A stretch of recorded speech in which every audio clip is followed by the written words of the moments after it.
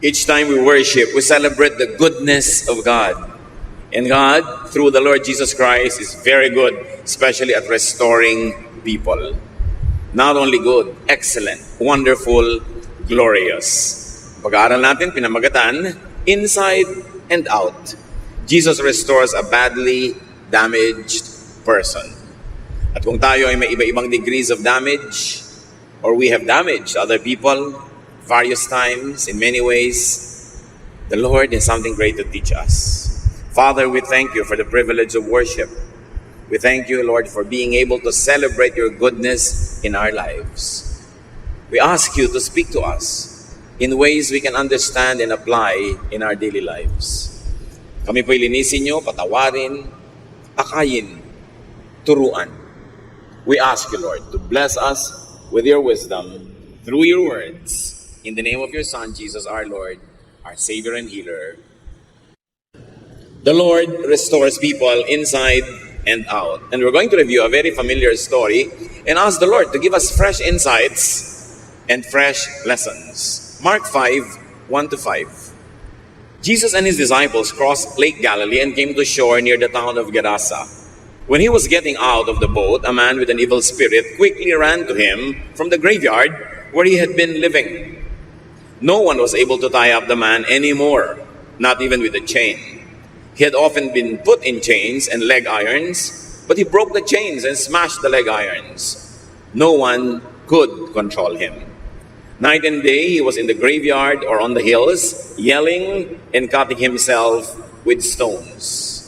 A grave picture of a terribly damaged person.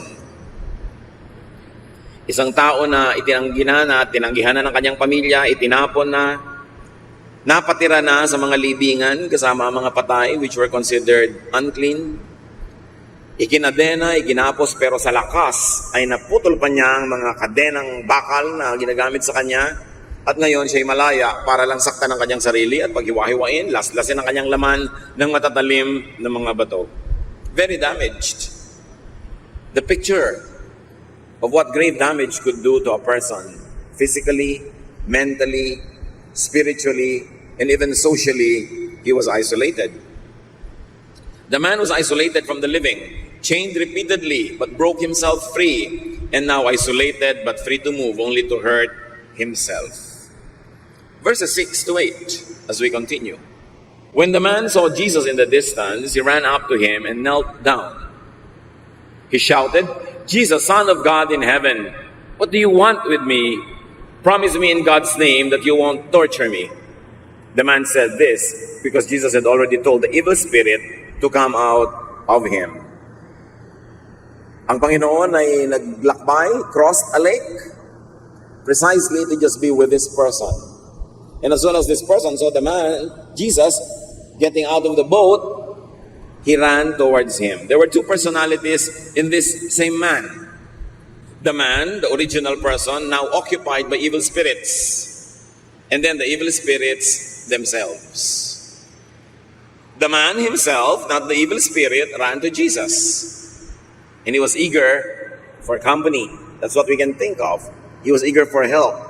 And he knelt before Jesus, acknowledging his personhood. Son of God, authoritative, powerful. And the man himself was afraid of more torture. Hindi naman pwede na yung mga evil spirit yung nasasaktan sa torture na ito dahil they are not physical bodies. So ang talagang nahihirapan ay yung may katawan na pinahihirapan na nga niya siya ng mga demonyong pinipilit magtira sa kanya. Pinapahirapan pa siya ng mga tao na dapat sana'y mag-alaga sa kanya. Kinakadena siya, inilalayo sa kanila, itinitira kasama ang mga patay. Doble ang pahirap na tinanggap ng taong ito. Pahirap mula doon sa mga espiritu at pahirap sa mga tao na ginusto lang ng mga taong guminhawa ang pakiramdam nila, huwag silang mag-alala, huwag silang matakot. Ang solusyon, itapon itong pasyente, itira sa mga patay, ikadena para walang mga bala.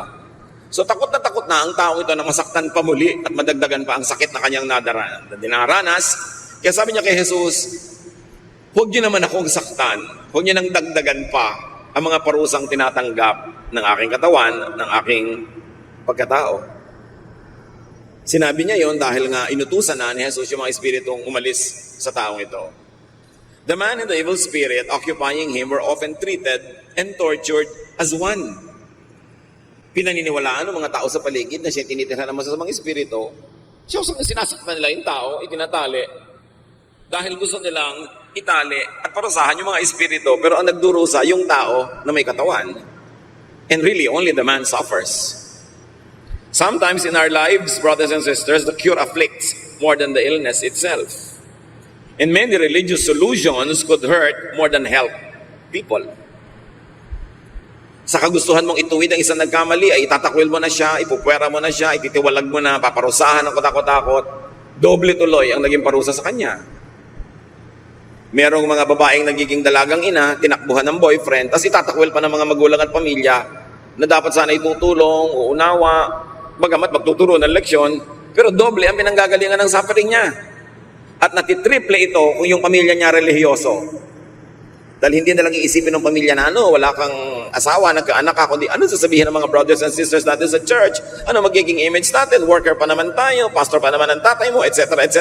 Dumodoble ang pahirap, mas religyoso yung mga tao.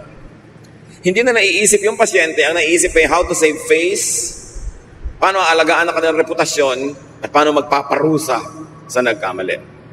Hindi malayo sa kwento ng taong ito ang nangyayari sa buhay ng marami ring tao ngayon na natitirhan ng kung anumang masamang espiritu, nakakagawa ng mali, pero ang parusang tinatanggap, higit pa sa dapat sana ay tanggapin na pagduduwid.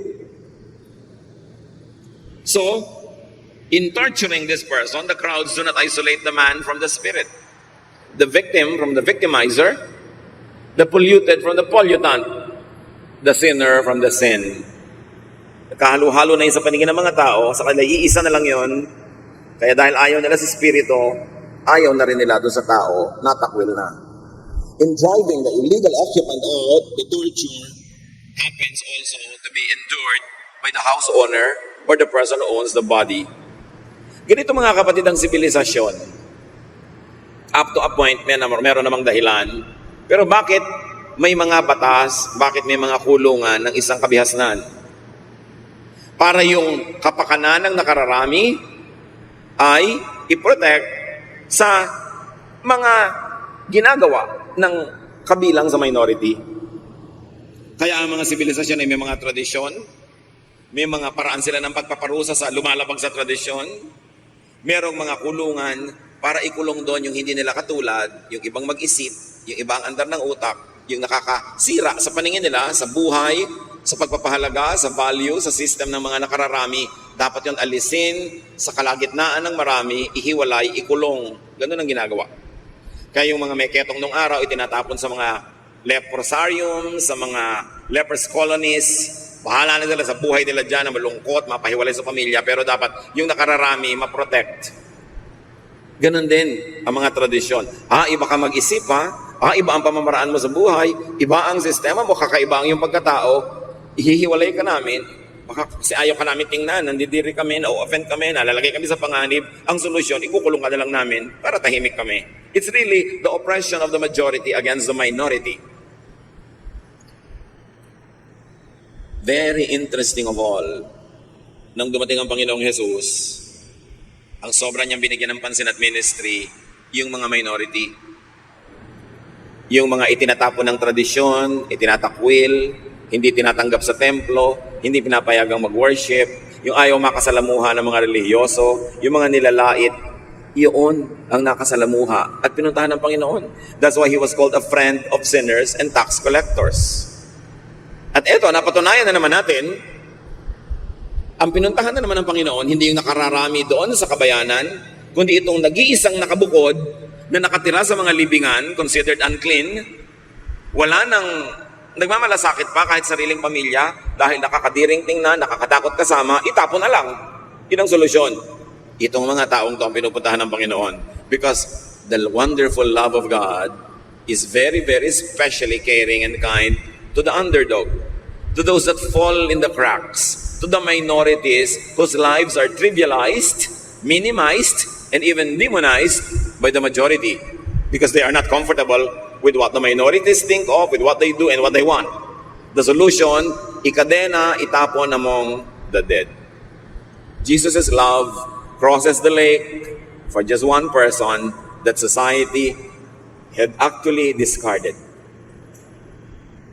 At kung tayo, o mga mahal natin sa buhay mga kapatid, ang nakakaranas na tayo nire-reject ng mga tao, nadudumihan sa atin, nandidiri, nai-insecure, nawiwirdan, natatakot, na abnormalan, Jesus knows and Jesus cares for these people. And Jesus crosses not only a lake, but crosses the sky. He crosses the gulf, the difference, the gap between heaven and earth to care for people like this one. At sabi nga ng tao sa kanya, huwag niyo naman po ako nasaktan. Sobra na nga ako nasaktan eh. Luke 5, 9 to 10, Jesus asked, "What is your name?" The man answered, "My name is Lex," or other versions say Legion, "because I have lots of evil spirits." Then he begged Jesus not to send them away. This time, ang kausap naman ng Panginoon, hindi na yung taong may katawan, kundi yung nga espiritong nakatira doon sa tao. Anong pangalan mo? Sabi, Sandamakmak po ang pangalan ko, kasi sandamakmak kaming mga espiritong nakatira dito sa taong ito. And please lang, kung papaalisin nyo kami, payagan nyo kaming lumipad doon sa maraming sandamakmak na baboy na yon na nanginginain sa kabilang bakuran. 11 to 13, over on the hillside, a large herd of pigs was feeding. So the evil spirits begged Jesus, "Send us into those pigs. Let us go into them." Jesus then let them go, and they went out of the man and into the pigs. The whole herd of about 2,000 pigs rushed down the steep bank into the lake and drowned. This is another story, at we will resist the temptation to discuss about this detail so we can focus on the restoration work of Jesus. But needless to say, mula dun sa mga piling ng mga patay, ng mga bangkay na pinagtapunan dito sa lalaki, lilipat naman ng mga espiritu sa mga baboy na para rin sa mga Hudyo ay marurumi at hindi dapat makasalamuha. 14 to 15, the men taking care of the pigs ran to the town and the farms to spread the news. Dahil nabaliw yung mga baboy, inalihan ng mga espiritu, hindi nila nakaya, nagkagulo sila, nagkandahulog sila doon sa mga bangin into the lake at nagkalunuran. So syempre, yung mga nag-aalaga, responsible, natakot, takbuhan sila sa mga may-ari, isinumbong nila ang naganap. Then the people came out to see what had happened. When they came to Jesus, they saw the man who had once been full of demons. He was sitting there with his clothes on and in his right mind, and they were terrified. Sumugod ang buong barangay dito sa Libis, dito sa mga alagaan ng hayop, sa mga likod, sa mga bukid, dahil nga sa balita. At nakita nila yung taong pinagkakatakutan nila, yung pag sa dilim ng gabi ay nadidinig nilang tumatangis, sumisigaw, ni walang lumalapit at dumadaan doon dahil natatakot sila, nalalagot nito ang kanyang mga kadena, at nakakatakot at nakakadiri siguro ang itsura niya dahil laslas ang kanyang laman, dahil sinusugatan niya ang kanyang sarili. Marumi siya, nung itsura niya, nung amoy niya, at nung makita nila yung tao, aba, payapa, nakaupo. Alam niyo ba na yung maupo mahirap gawin sa isang taong balisa? Sa isang taong hindi mapakali dahil may problema, may nararamdaman, pero nakataupo, ibig sabihin, payapa, tahimik, at may damit na. Ibig sabihin, hubot-hubad pa siya bago siya pinagaling ni Jesus. Natakot yung mga tao. Mga tao talaga baligtad. Ngayon kung kailan naman na-restore na itong isang ito, saka pa sila natakot. Hindi mo alam kung natakot sila na dahil sa kwento ng mga baboy na namatay, o natakot sila na sobrang makapangyarihan pala ang Jesus na ito. Kung ano man ang kinatakot nila, hindi pinapaliwanag sa atin. But what is important for us to notice at this point is that the man had been restored internally, inside. Pinagharian ng Diyos ang kanyang puso. Ang puso niya, naging kaharian ng Diyos, bumaba sa kanya ang kingdom of God. Sapagkat yung kingdom of God hindi lang nandun sa malayong langit. Sino man ang pagharian ng Diyos sa kanyang puso, yung puso niya nagiging kingdom of God. Kaya sinabi ni Lord, the kingdom of God is within you. At yun ang goal natin mga kapatid. Una, pumunta doon sa kingdom niya na malayo dito sa ating buhay ngayon. At habang wala pa tayo doon, mapababa yung kingdom of God into our own personal lives. Kaya yung prayer natin, Thy kingdom come, Thy will be done on earth, in my heart, as it is in heaven. So dalawang lugar na paghaharian ng Diyos, yung kaharian niya sa kalangitan at ang puso ng isang taong tatanggap sa Kanya. Obviously, this man who had been filled with evil spirit had now been filled with the Holy Spirit of God. Gumaling. Ang kanyang paggaling ay dahil sila ng Panginoong Hesus ay nagkaroon ng one-on-one. Nagkaroon siya ng personal touch from the Lord. To the point that he is now demon-free. He was seated, meaning he was relaxed. He was clothed, meaning he was re-dignified. Indeed, he was touched by Jesus. And this is what the touch of Jesus does. Mula sa isang naliligalig na hindi mapakali, punta dito, punta doon, ikot dito, pagulong-gulong na parang watusi. Pero pagka nahipo ng pag-ibig ng Panginoon, napapayapa, natatahimik. Nabibihisan mula sa kubaran. At nagiging maamo imbes mabangis. Dahil kay Jesus, hindi na siya nawawala sa sarili. Natagpuan na niya uli ang kanyang sarili, hindi na siya nawawalan ng bait. Mahalaga ito mga kapatid.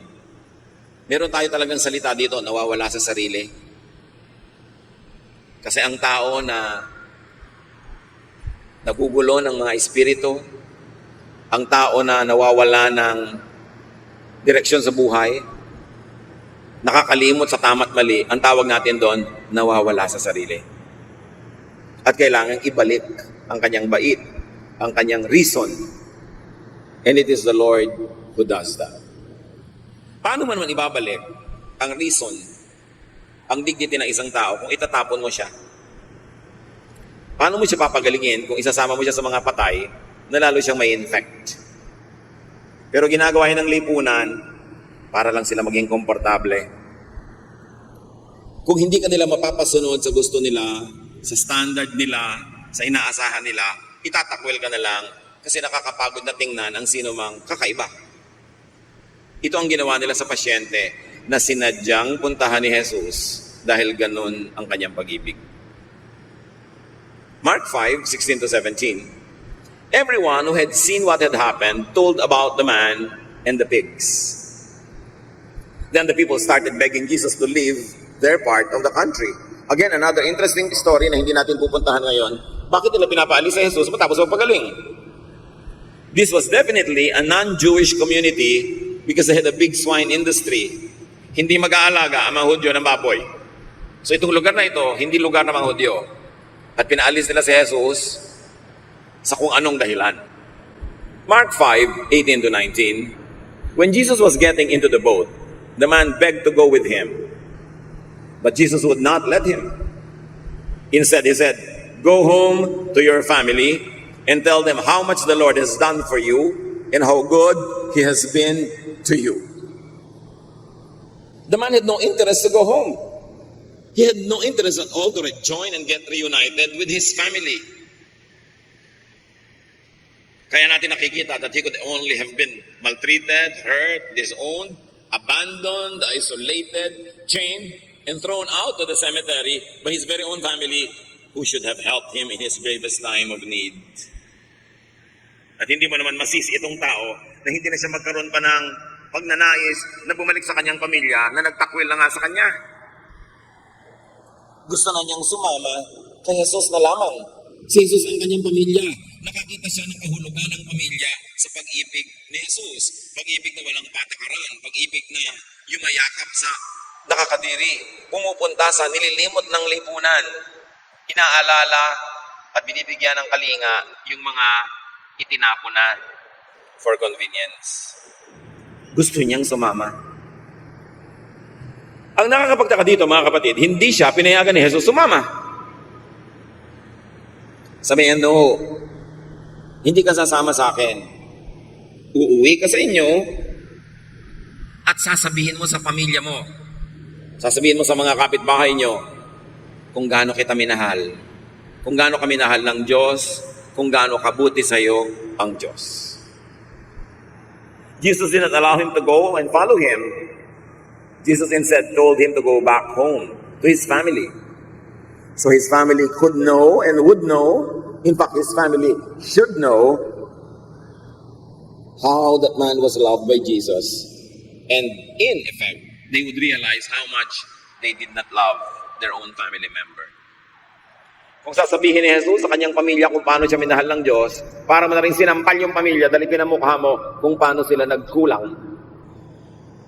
Kung paano sila dapat ay nagmahal pero hindi nila ginawa, pinili nila yung madali.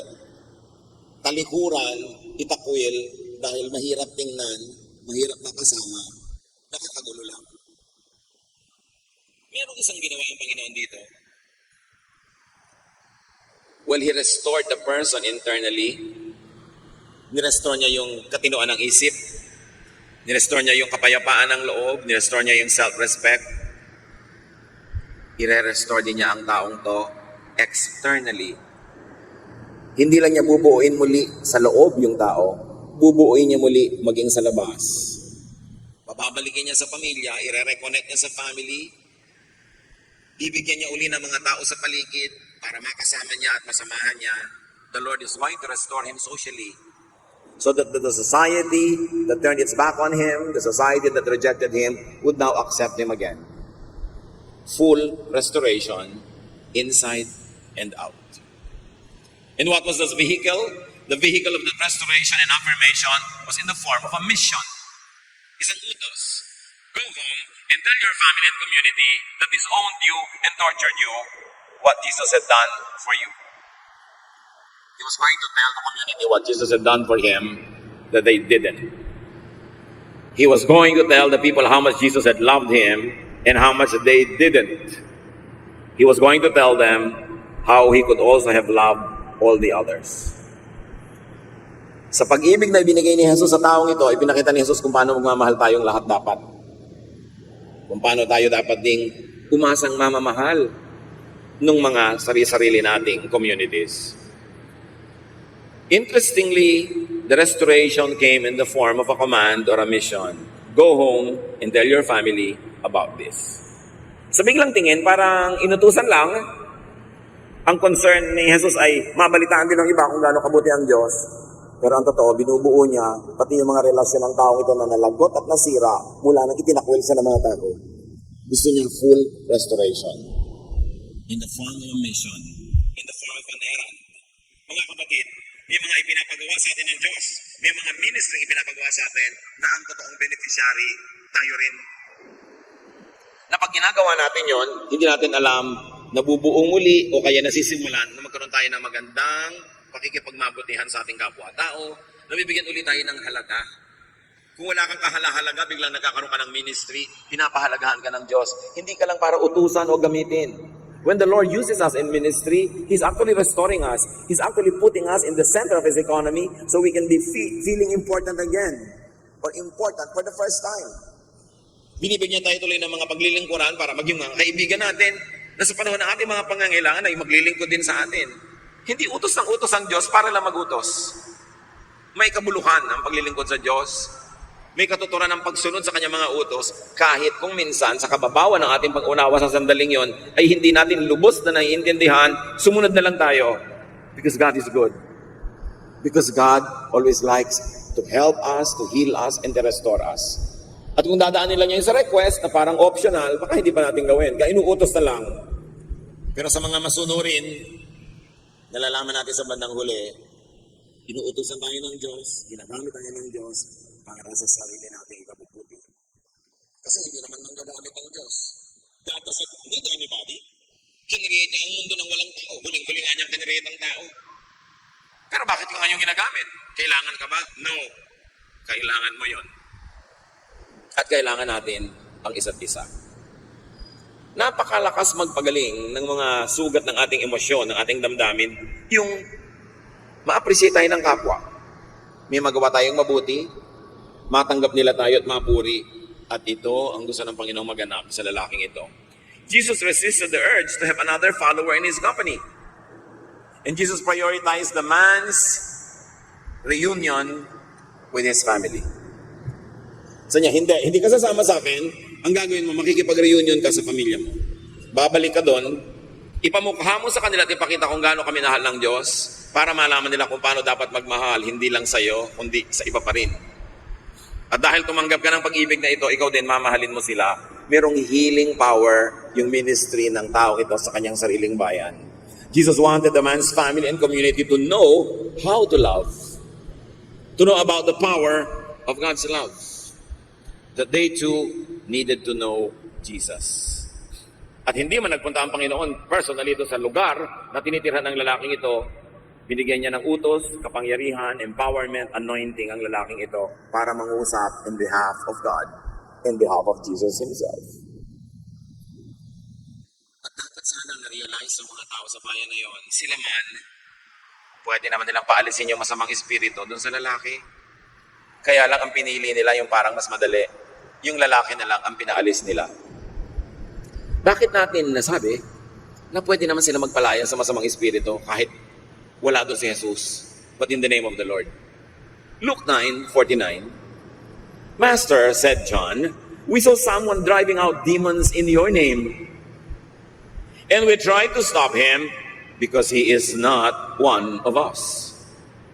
Do not stop him, Jesus said, for whoever is not against you is for you.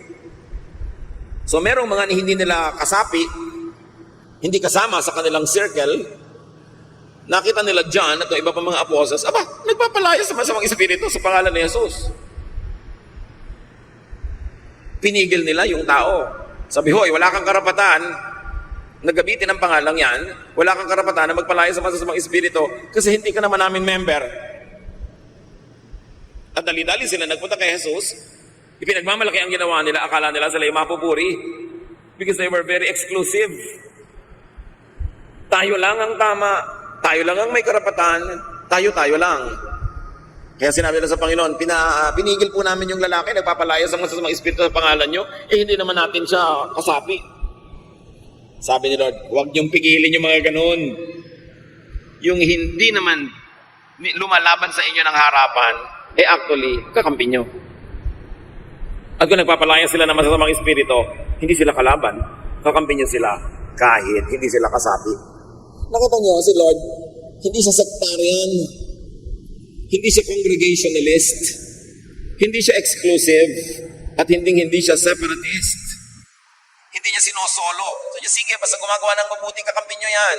Huwag niyong ituring na kalaban. Pero ang mahalaga na tingnan natin ngayon mga kapatid, nagagawa at ginagawa ng iba, pwede tayong magpaalis ng masasamang espiritu sa pangalan ni Jesus. Hindi naman tayo ang may kapangyarihan, yung pangalan niya.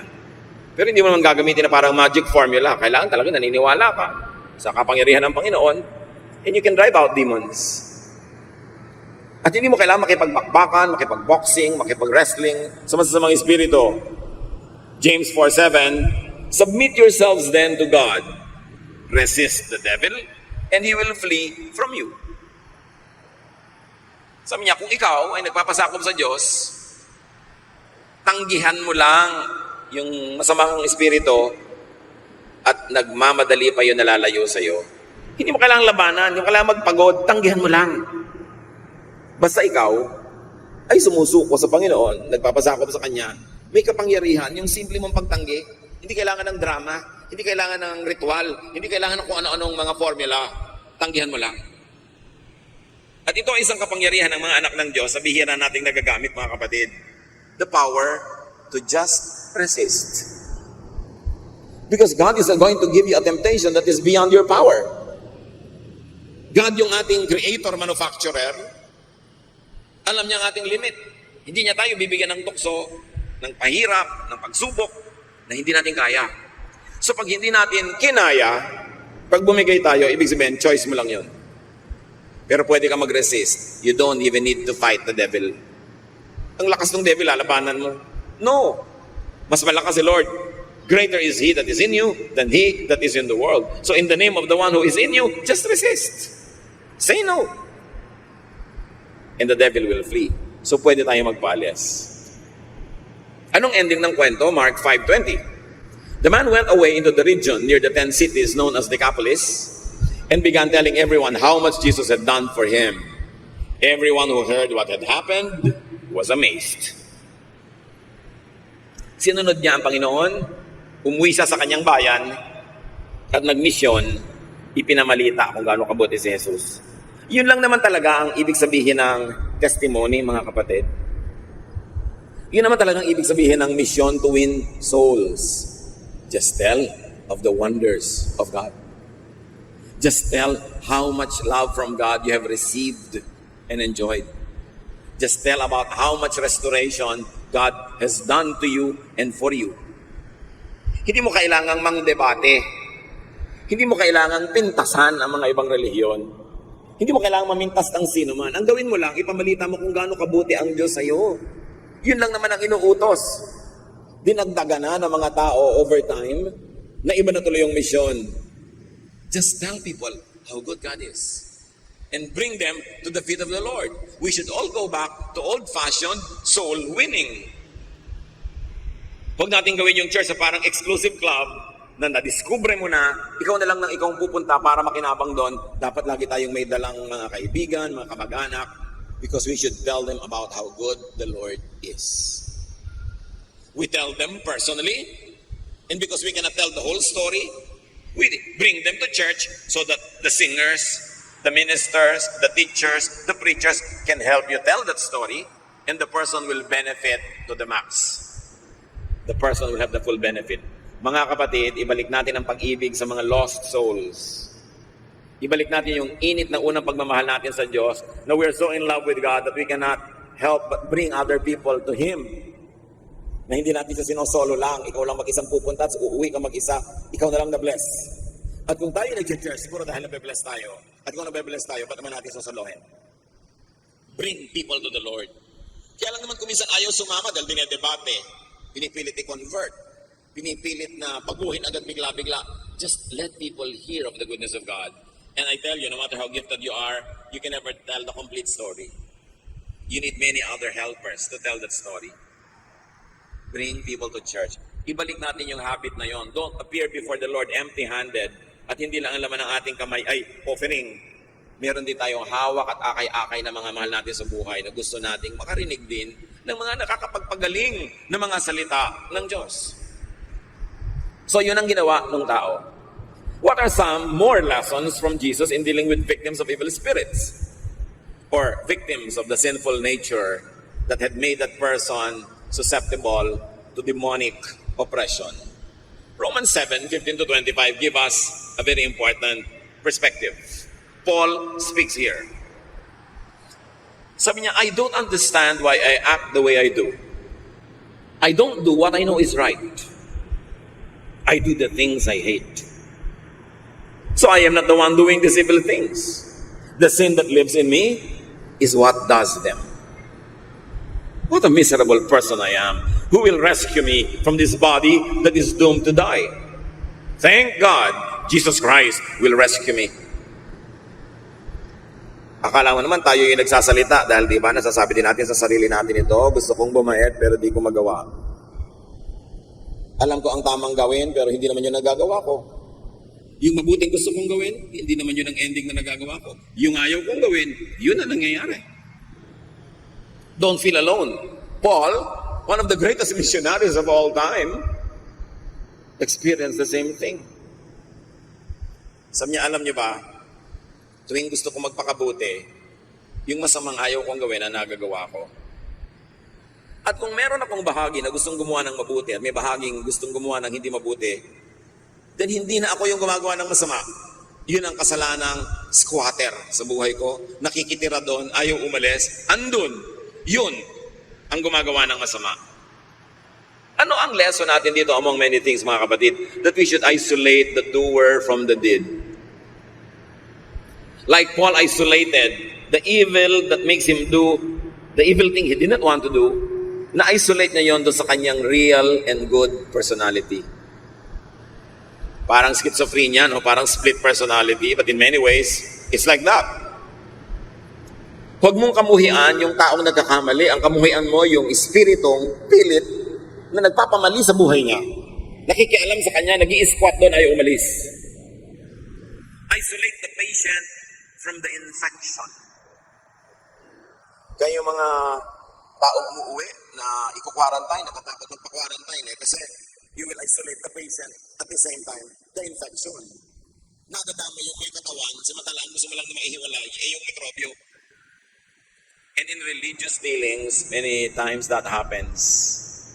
Yung mga righteous people, religious people, conservative people, in their effort and attempts at correcting a spiritual error, they punish even the person.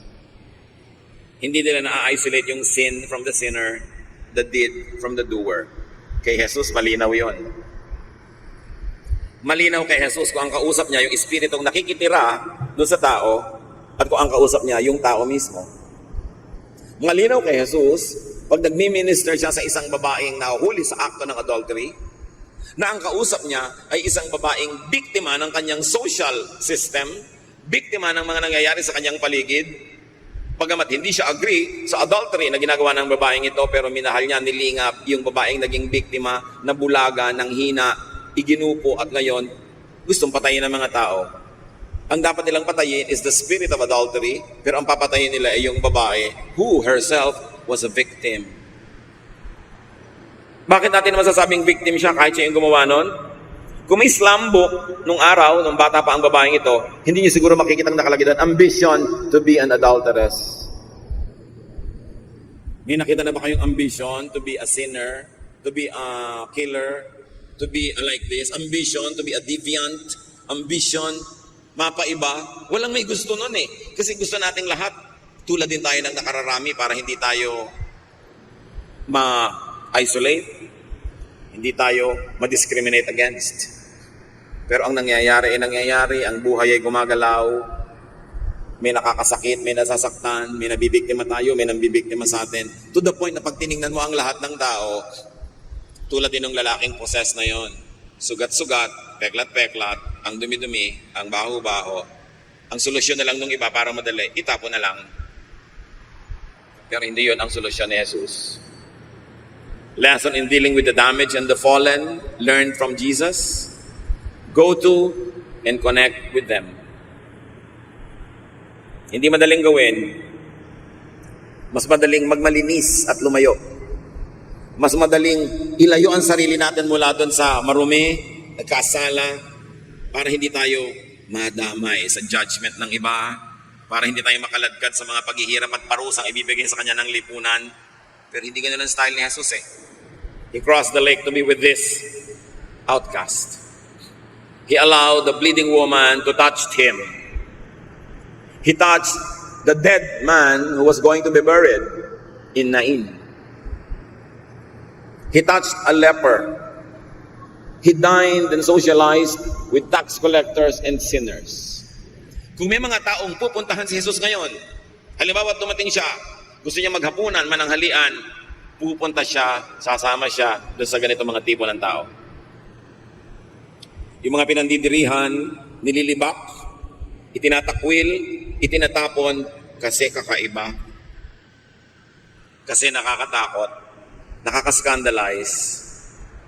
Pero si Jesus, yung mga taong yon ang niyayakap, minamahal. Sabi niya sa Luke 19:10, the Son of Man came to look for and save people who are lost.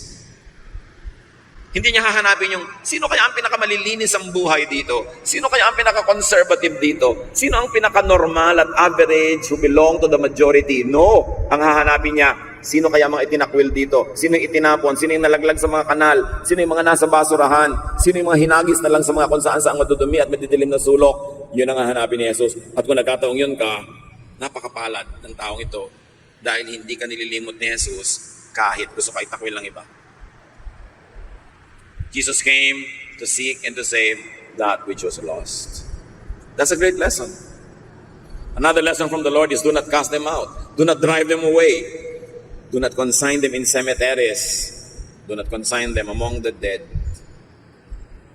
Pagka mayroong nag-aagaw buhay, huwag mong padaliin, itulak mo na lang para malibing na. No, hilahin mo pataas para mabuhay muli. they would only worsen if they are disowned and discarded by squeamish society. And then isolate the illegal occupant from the homeowner, the evil spirit from the person, isolate the pollutant from the polluted. Paghiwalayin, tulad ng ginawa ni Paul. Sabi niya, meron akong totoong pagkataong mabuti, pero may nakikialam dito, may nag-i-squat. Paghiwalayin mo yun. Kaya hindi mo sasabihin sa taong, I hate you. Sasabihin mo lang, I hate what you did. Hindi mo sasabihin, you are a sinner. You will say, what you did yesterday was sinful. You don't say, you are crazy. But you can say, what you did was crazy. But there are many other things you do that are not crazy. You isolate the mistake from the mistaken. So that may matitira para mamahalin, para mo iligtas, para mo i-restore. Do not punish the victim with the victimizer. Hate the sin, yung proverbial, love the sinner. Another lesson is to drive out demons in people's lives and get them seated in peace from running around in torment. Get them personally restored from destruction, from others and themselves. Get them dressed from their nakedness. Get them calm from their agitation and vexation. Get them back in their right minds. Let's go close to home, mga kapatid. Sino sa inyong pamilya, sino sa inyong social circle, ang gusto niyo nang itapon, gusto niyo nang itakwil, mas madaling kalimutan na lang, hayaan na lang siya magkagiba-giba hanggang mamatay na siya para dumali ang buhay natin? Meron ba tayong ganon? Do a Jesus. Go to the person. Yan yung uncomfortable truths eh. May member ba kayo ng family na kakaiba, hindi normal? Nakakahiya, ikinakahiya, itapon na lang. Jesus won't do that. Meron ba tayong mga member ng family natin na lagi na tayo nabibigo, hindi natin maipagmalaki? So, wag na lang. Learn from Jesus. Love people. Talaga ba na lahat na lang ng nagkakaganito ay demon-possessed? Or demons could be emotional and mental baggages? May mga tao, parang inaalihan sila ng demonyo. Ang sama ng ugali, gumagawa ng mali, violente. Pero marami sa kanila mga kapatid, psychiatrists will tell us, kulang lang sa pansin. Yung mga tinatawag natin possessed, kuminsan meron lang silang paranoia, acute depression, schizophrenia, or split personality. Alam niyo yung mga tao may schizophrenia, kuminsan nagsasalita na iba boses. Akala mo may espiritu sa loob. Siya rin yun. Yun daw mga tao, sabi ng mga psychiatrist, na hindi nila masabi yung gusto nila talagang sabihin. Hindi nila maipahayag yung gusto nila ipahayag. Sakal na sakal sila, nagpapanggap sila, pigil na pigil, lalo ng conservative families, lalo ng may mga overly dominant members of the family. Yung kanilang psyche, yung kanilang kalooban, tries to survive by pretending to be sick. Kasi pag sick ka nga naman, halimbawa, possessed ka, o halimbawa, baliw ka, nasasabi mo yung gusto sabihin sa nanay mo. Pwede mo sabihin sa nanay mo, ayoko kaya. Mapagpapasensya ka kasi baliw ka, pero kung matino ka, sasabihin mo yon. Anong parusan tatanggapin mo? Kaya the self, trying to survive, will express itself another way, in ways that are not normal, in ways that are not usual, just so that it would survive and keep its identity. Kaya nagkakaroon ng split personality ang mga tao. Pag mayroong mga split personality, yung sala sa init, sala sa lamig, mga extreme mood swings, may mga repression and suppression. Hindi maipahayag ang tunay na sarili dahil sinasakal ng kanyang kapaligiran, lalo-lalo ng kanyang pamilya. At doon magaling si Jesus. Ni minsan, wala siyang binigyan ng requirement na magbago ka muna bago kita mahalin. No. Minamahal muna ni Jesus yung mga tao. And in reaction to His love, they change. In a manner of speaking, they get delivered from evil. In a manner of speaking, the devil is cast out. Pero hindi laging meron talagang espiritu doon. Madalas, psychological, emotional, psychiatric issues, na ang gamot lang naman ay konting himas, pansin, pagmamahal, walang patakarang pagtanggap, nare-restore ang mga tao. So think about our families. Sino sa pamilya yung napakahirap kasundo? Usually, kulang lang yan sa pag-ibig. Wala sigurong papa. Ang dami mga masusungit na tita, wala lang kasing papa. Walang pag-ibig, ang sungit tuloy. Sumusungit yung mga nasuppress. Yung mga ating hindi nakapag-asawa sa pag-aaral sa mga kapatid. Ang init-init tuloy lagi ng ulo. Kasi nakikita niya yung wala sa kanya, tapos na-enjoy ng mga pinag-aaralan niya, mga enjoy sa buhay. Kaya pala, sungit-sungit niya kumisan. Hindi lang kasi nagagawa yung gustong gawin. Lagi kasi pinipigil ng lipunan, laging basakayan, bawal yan. Nababaliw, nagkakaroon ng split personality, or at least nadadamage yung kanyang personality. And Jesus teaches us how to heal this. With attention, with affection, with love. Yun pa rin ang pinakamabisang gamot. How to drive out evil spirits? Jesus is still the answer. The love and touch of Jesus is still the cure. It is still that therapy. So go, visit, connect with patients. Kumisan kasi sa sarili nating bahay may mga outcast. Hindi naman natin itinatapon sa sementeryo, pero di natin pinapansin. Di natin pinapahalagahan, parang wala sila doon. Kaya sinasaktan nila ang kanilang sarili. Hinihiwa, hindi ng mga bato, kundi ng kung ano-ano. Maraming equivalent, mga kapatid. Yung ikinakadena, naghihiwa sa sarili, nagwawala, umiiyak. Maraming equivalent sa buhay natin yun ngayon. Yung kwento ay kwento, pero dapat hanapan natin yun ng katumbas sa mga buhay natin ngayon para pakinabangan natin yung kwento. Meron ba sa inyo, sa inyong circle of friends, na nakatali, nakagapos, hindi tinatanggap, itinatatwa, itinatakwil, kailangan nyo ng pag-ibig ni Jesus. At tayo na nakakakilala sa Panginoon, ang gagamitin niya. Ngayon, kung kayo mismo itong nakagapos na ito, nakatali, sakal na sakal, sikil na sikil, hirap na hirap, alam nyo kung anong dapat nyo gawin. Ask Jesus to set you free. Open your hearts to the love of Jesus. And the love of Jesus will heal all of us. Lahat naman tayo sugatan, lahat naman may problema, lahat merong tinitiis, sinisikil. Jesus is the answer. Yung walang patakaran niyang pag-ibig at pagtanggap, pwede natin ma-enjoy. Pero huwag niyong kalimutan to let other people enjoy it too. Accept, love, fellowship with the patient. Hindi kailangan lagi ng exorcism or casting out. Kailangan mo lang pansinin, mahalin, tanggapin ng tao. Mare-restore, magkakaroon ng halaga, gagaling. And what is the most effective way of driving out evil in people's lives? By filling their lives with your loving presence. Nagkakaroon ng space sa puso ng tao ang evil spirit kasi bakante yung puso, walang laman. Kasi hindi natin nilalamanan ng thoughtfulness, ng care, ng love. Vacuum tuloy. Alam nyo, the vacuum will attract anything. And if the heart is a vacuum, evil spirits will take possession of it. Para mawala ng karapatan yung mga evil spirit na manirahan sa puso ng tao, punuin natin yung puso na yun ng ating presensya, ng ating pansin, ng ating pag-ibig. Wala nang natirang space for evil. But many people, in search for love, in search for understanding and care, dangerously open themselves up to evil. Because the good don't care for them. Kaya napakahalaga ng healing na yun, mga kapatid. Fill the person with love. And there's nothing else that you should do. Because a person that is loved and cared for, hindi titira ng mga espiritu. Why?